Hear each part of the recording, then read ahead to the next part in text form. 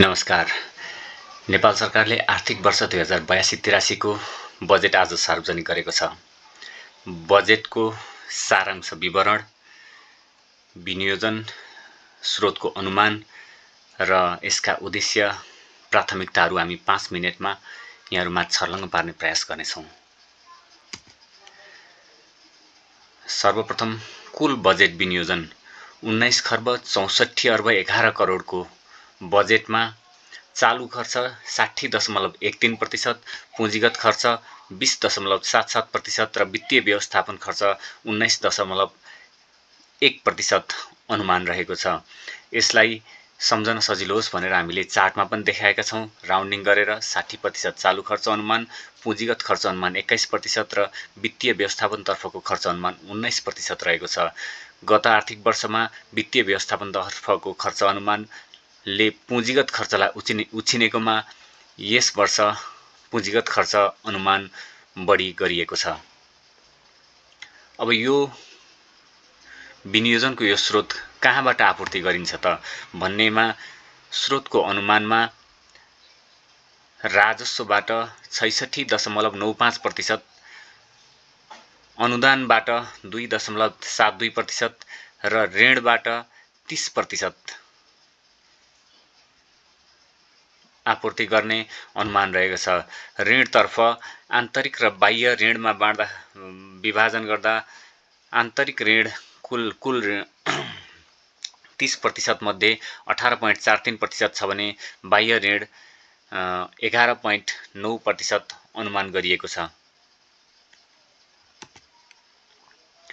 बजेटमा अर्थमन्त्रीले अर्थतन्त्रको वर्तमान अवस्थाको संक्षिप्त चर्चा समेत गर्नुभएको थियो, जसमा चालू आर्थिक वर्ष 81-82 मा आर्थिक वृद्धि दर 4.6% हुने प्रक्षेपण गरिएको छ।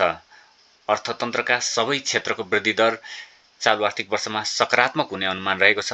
गत आर्थिक वर्षमा उत्पादनमूलक क्षेत्र, निर्माण लगायतका धेरै क्षेत्रहरूको वृद्धि दर ऋणात्मक रहेको थियो।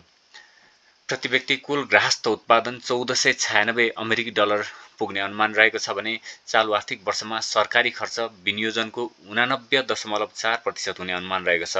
यो इतिहासकै उच्च हो, जसमा चालू खर्च विनियोजनको 88.5%, पुँजीगत खर्च 83.4% र वित्तीय व्यवस्थापन तर्फको खर्च 97.6% हुने अनुमान रहेको छ।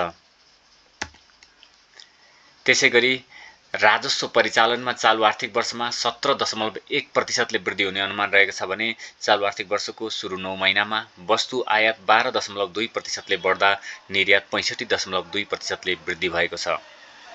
आर्थिक परिसूचकहरू सुधारिएको भए पनि नेपालको अर्थतन्त्र संरचनागत चुनौती र विगतको कमजोरीको असरबाट मुक्त हुन नसकेको विषय बजेट वक्तव्यमै स्वीकारिएको समेत छ।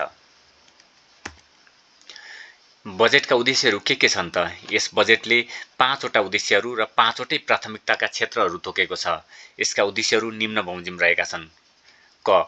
उच्च, दिगो एवं फराकिलो आर्थिक वृद्धि हासिल गरी गरिबी निवारण गर्ने। ख. उद्यमशीलता विकास र सार्वजनिक निजी लगानी विस्तार गरी रोजगारी सिर्जना गर्ने। ग. आधुनिक प्रविधिको प्रयोग बढाउँदै आर्थिक दक्षता वृद्धि गर्ने। घ. सामाजिक संरक्षण एवं विकासका माध्यमबाट सामाजिक न्याय कायम गर्ने। र ङ. गुणस्तरीय सार्वजनिक सेवा र सुशासन प्रवर्धन गर्ने।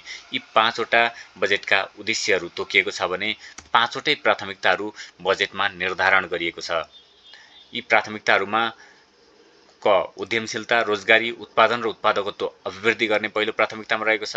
दोस्रोमा प्रतिफलयुक्त गुणस्तरीय भौतिक पूर्वाधारमा लगानी विस्तार गर्ने रहेको छ। तेस्रोमा सामाजिक क्षेत्रमा गुणात्मक सुधार गर्ने प्राथमिकता रहेको छ। चौथोमा सन्तुलित विकास र सामाजिक सुरक्षाको सुनिश्चितता छ भने पाँचौं प्राथमिकता नागरिक मैत्री सेवा, भ्रष्टाचार नियन्त्रण र शासकीय सुधार रहेको छ।